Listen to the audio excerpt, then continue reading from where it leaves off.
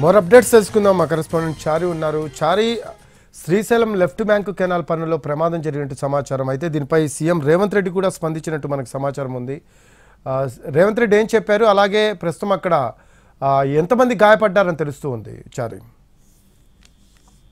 SLBC tunnel కు సంబంధించినటువంటి ప్రమాదం మీద సీఎం రేవంత్ రెడ్డి కొద్దిసేపటి క్రితమే ఉన్నతాధికారులతో ఆరాధించారు.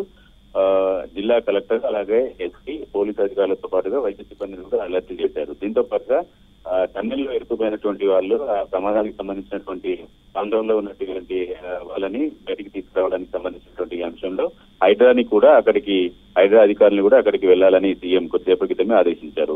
ఇరిగేషన్ అధికారులతో కూడా మాట్లాడారు.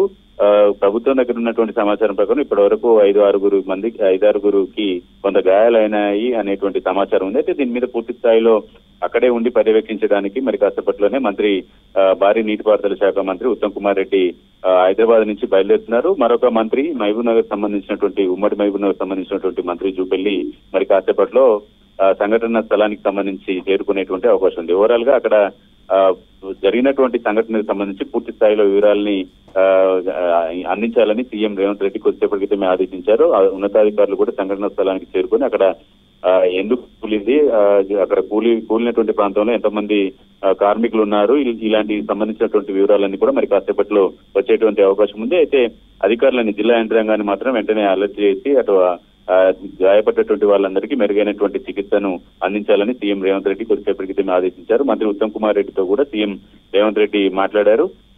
జరిగినటువంటి ఘటనకు సంబంధించినటువంటి అంశాలన్నింటి మీద కూడా వివరాలు సేకరించాలని సూచించినట్టు తెలుస్తుంది. ఘటనా స్థలం దగ్గరికి మంత్రులు ఎవరైనా వెళ్లే అవకాశం ఉందా చారి? మరి కాసేపట్లోనే ఉత్తమ్ కుమార్ రెడ్డి భారీ నీటిపారుదల శాఖ మంత్రి కాబట్టి మంత్రి మరి కాసేపట్లోనే హైదరాబాద్ నుంచి బయలుదేరబోతున్నారు. ఇక ఉమ్మడి మహబూబ్ నగర్ జిల్లాలో ఉన్నటువంటి మంత్రి జూపెల్లి కూడా ఇప్పటికే ఆయన బయలుదేరారు. మరి కాసేపట్లోనే ఆయన సంఘటన స్థలానికి చేరుకోబోతున్నారు. మరో 10-15 నిమిషాల్లో ఉత్తమ్ కుమార్ రెడ్డి హైదరాబాద్ నుంచి ప్రత్యేక హెలికాప్టర్ లో సంఘటన స్థలానికి చేరుకోబోతున్నారు. వీటితో పాటుగా ఎన్డీఆర్ఎఫ్ సంబంధించినటువంటి టీం ని కూడా ఉత్తమ్ కుమార్ రెడ్డి తన వెంట తీసుకెళ్తున్నారు. Right, thanks for updates Chari. Right, అది శ్రీశైలం లెఫ్ట్ బ్యాంక్ కెనాల్ పనుల్లో ప్రమాదం జరిగింది. శ్రీశైలం ఎడమగట్టు కాలువ సొరంగం పనులు జరుగుతూ ఉండగా రిటైన్ వాల్ ఒక్కసారిగా కుప్పకూలింది. ఎడమవైపు సొరంగంలో 14 కిలోమీటర్లు దాటిన తర్వాత ఈ ప్రమాదం చోటు చేసుకుంది.